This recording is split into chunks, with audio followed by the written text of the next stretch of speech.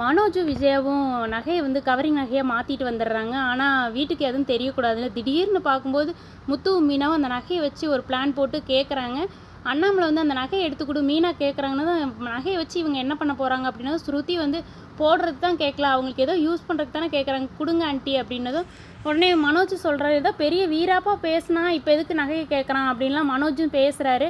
நீ கூட தான் 27 லட்சத்தை ரிட்டர்ன் தரேன்னு சொல்லி அம்மா மேலே சத்தியம் பண்ண, உன்னால தான் அம்மாவுக்கே உடம்பு சரியில்லாமல் போகுது அப்படின்னதும் உடனே அண்ணாமலை சொல்கிறாரு, இந்த வீட்டில் தேவையில்லாத பிரச்சனை, அவங்க நகை தானே அவங்க கேட்குறாங்க, நீ 8 வந்து கொடு அப்படின்னு. நான் வச்சு என்னங்க பண்ண போகிறேன் அப்படின்ட்டு உள்ள பேக்கில் மெதுவாக கொண்டு போய் சாமியெல்லாம் கும்பிட்டுட்டு அழுதுகிட்டு ரொம்ப பயத்தில் வந்து விஜயா வந்து நகையை எடுத்து செக் பண்ணி பார்த்துட்டு, சாமி இதை கண்டே பிடிச்சிடக்கூடாது அப்படின்னு கொண்டு போய் கவரிங் நகையை கையில் கொடுக்குறாங்க பயந்துக்கிட்டே.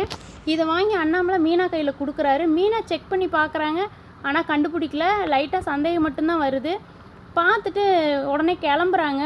ஏங்க எங்கெங்கே போகிறான், சாப்பாடு வைக்கிறதுக்கு வர சொல்லுங்க அப்படின்னதும் உடனே அண்ணாமலை சொல்கிறா, நீ போட்டு சாப்பிடு அப்படின்னு சொல்கிறாங்க. விஜயாவுக்கு ரொம்ப பதட்டமாக இருக்குது. நகைக்கடையில் போய் நகையை பற்றி பேசிகிட்டு இருக்காங்க. ரெட்டை விட சங்கிலிலாம் பார்த்துட்ருக்குறாங்க. ஒரு நகையை அடமானத்துக்கு கொடுக்கும்போது சொல்லிடுறாரு நகைக்கடைக்காரர், இது கவரிங் நகை தான் அப்படின்ட்டு. பெரிய பிரச்சனையாக வரப்போகுது.